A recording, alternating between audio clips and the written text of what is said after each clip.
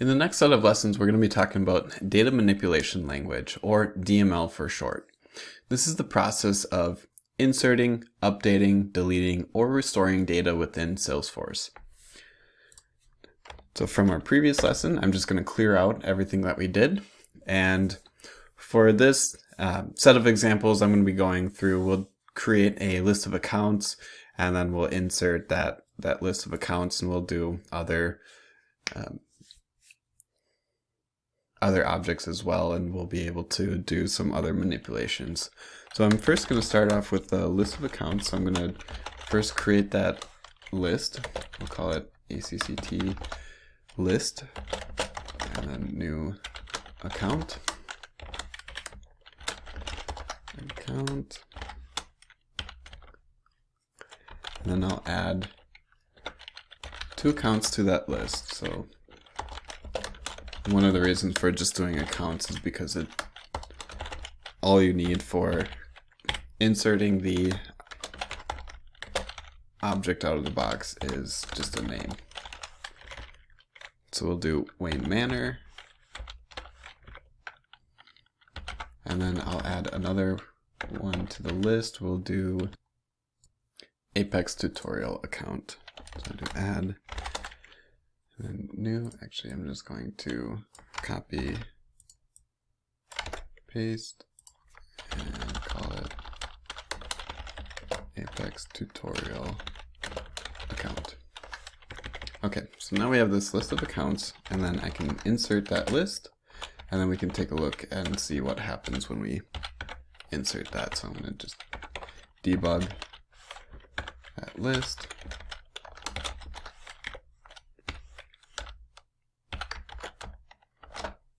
And then run it. Oh, shoot. I have this, should not be account, it should be a list. I'll rerun that. Okay, so as we can see when we debug, we see the list, which is in parentheses, and then account. There's 2 accounts separated by the commas. We have the first name, Wayne Manor, and then we have an ID. And this is the record ID for Wayne Manor. And then we have Apex tutorial account, and then we have the ID for this one as well. So what that means is once we insert the account list, we can then reference the IDs that have been created for this. So now what I could do is, let's say that I wanted to add a contact to one of the accounts, and I wanted to relate that contact as well when I insert it. So aside from just inserting lists, we can also insert a regular S object as well. So I'm going to show that. Let's say we're going to do a contact. We'll just call it con, and then a new contact. And then out of the box, we'll do the first name. Call it Bruce. I want to add Bruce Wayne to Wayne Manor. So then last name, Wayne, and then the account ID. So the account ID is referencing the account that the contact is associated to. So I can take that account list, and like how we've shown before, I can take that first index and then get the ID from that index. So then it's going to populate the account ID with the Wayne Manor account ID. And then I can insert this again, and we're going to have to run everything again. I will remove this debug and add a different one down here.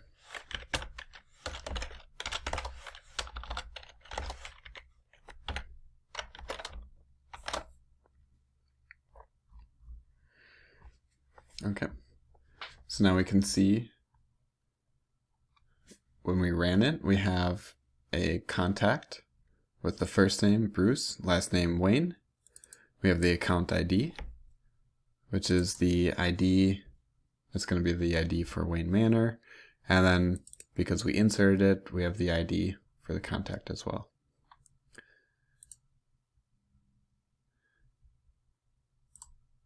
then what I can do as well is I could update or change that contact. So let's say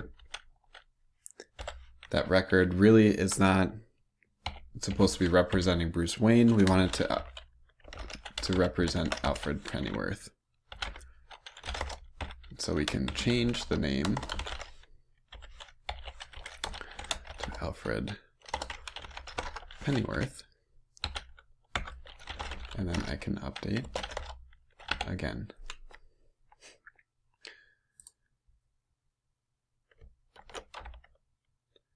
And then, so I'm going to just debug,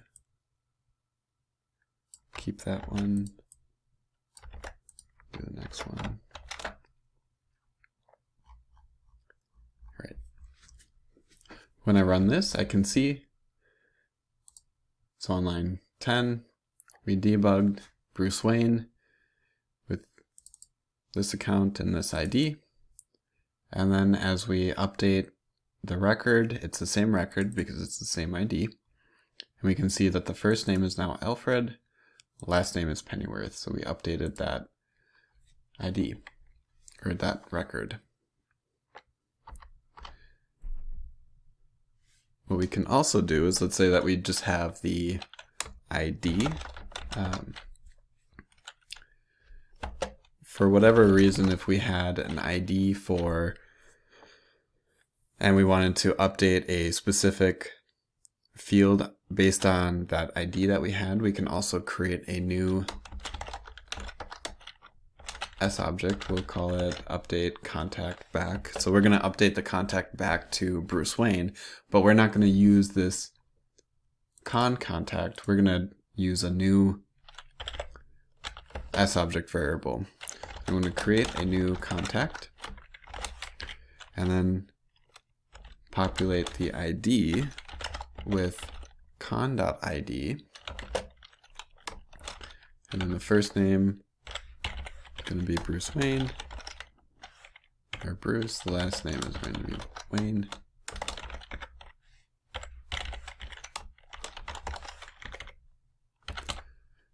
And then update, and then debug.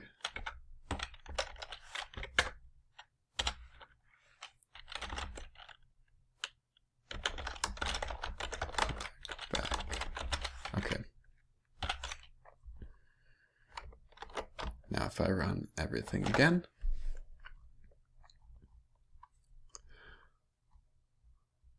we will see that I now have the contact. And I can see that when I just take a look at the IDs, all the IDs are the same. So we're referencing the same ID. And this passed, didn't have any errors. So we know that this all updated. So we first took the contact for Bruce Wayne, added it to the account ID, and then we had changed the name from Bruce Wayne to Alfred Pennyworth, and then we created a new contact S object, but used the same ID and changed and updated back to Bruce Wayne. Now what we can do as well is we can delete lists. So just like we've been doing with all the other operations, we just state delete, and then I can take a look at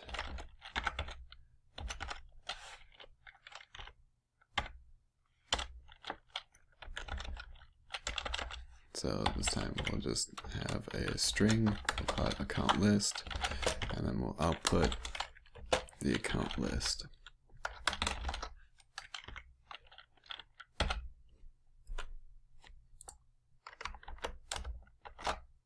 And then run everything again. Now this is going to create quite a few different accounts, so we can later on delete and clean all that up as well.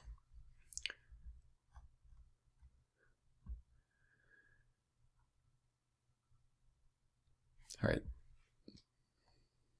So right now we have the accounts, the contacts, we updated them, we then deleted the accounts, So what I can do is I can take this ID just to verify that this ID has been deleted, and then open up Salesforce.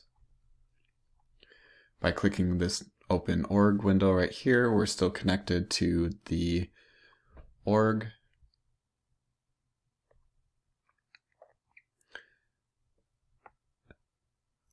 And then it's bringing me to the setup homepage, but what I can do is if I go right after the .com/ and then put in the ID, this would take me to the ID or to the account.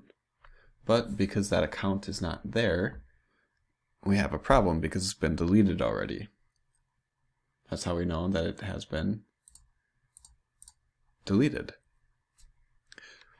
Then the last thing that there is, there also all of these, because we deleted the accounts, one thing to keep in mind as well is that some deletions will have cascade deletes. When you delete an account and there's contacts that are associated to it, that will delete all the contacts as well.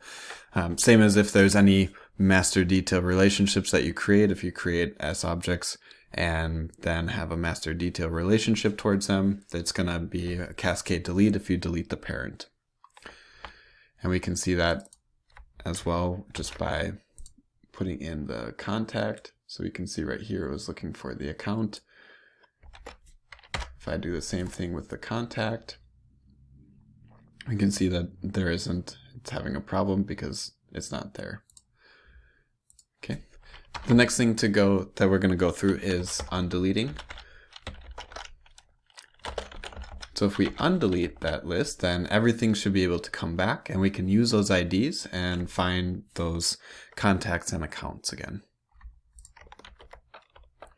And then we will just throw a debug here. I'll put it in after undelete and then run everything. Okay, so now we can see the contact again, the changes, the account list from the deletion, and then we undeleted. And if you see right here as well, the ID is still the same. So the ID hasn't changed. And we now have undeleted that, or both of those accounts. So I can take this ID, and then if I go back here on the URL, add in the ID again, run it, and we can see that it actually takes me to the Wayne Manor account. And I can see there is the account for Bruce Wayne, or not the account, the contact for Bruce Wayne as well. And the last thing that I want to show is what happens when there's an error that occurs when we try to insert, update, delete. What's going to happen with, let's say, that list of accounts. So I'm just going to, we'll comment all this. So let's create a list of accounts again. We're actually going to do the same list of accounts. We'll just grab that, bring it down here. So I have this list of accounts. Now what I'm going to do is we're going to create a validation rule for blocking us from creating Wayne Manor. So that way we're just going to see what happens when we try to insert. The validation rule is going to run and it shouldn't allow at least this account to be created.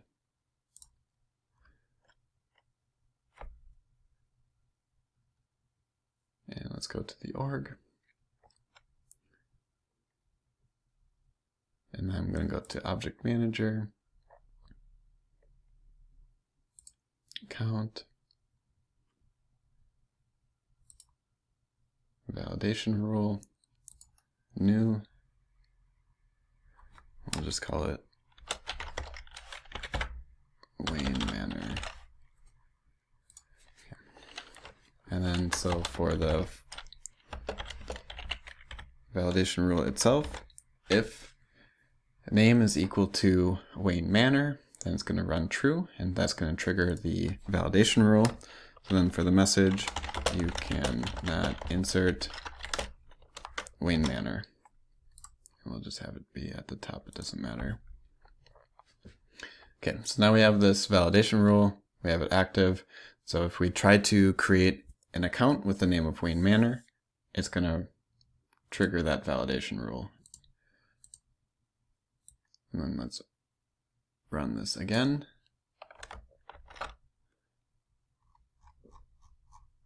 And when we run it, we can see that we have a DML exception, insert failed. So the first exception, a custom validation rule, you cannot insert Wayne Manor.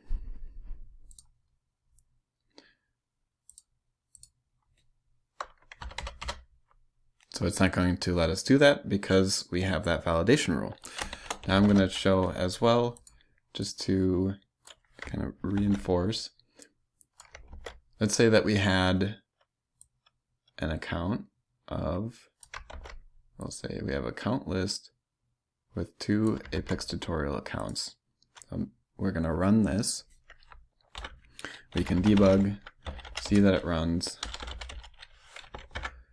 And then what we're going to do is we're going to update one of the accounts to Wayne Manor and see what happens when we run that update. So we have the account list. We're going to change that name to Wayne Manor.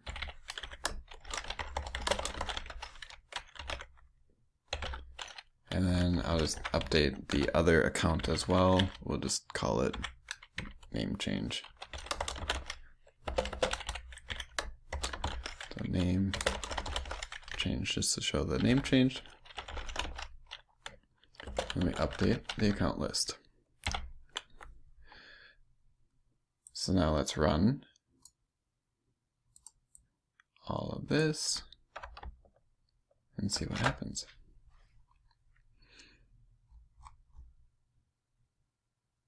Oh, I have, list. I can't have list.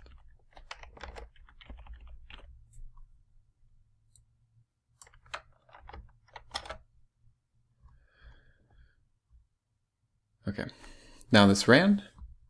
We can see line 6.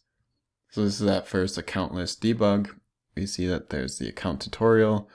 We have an ID. We have account tutorial as well. And we have the ID.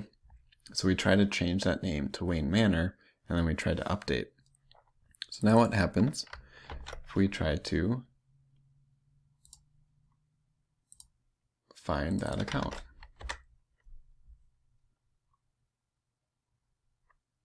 It's not there. Same as if we look at the other one.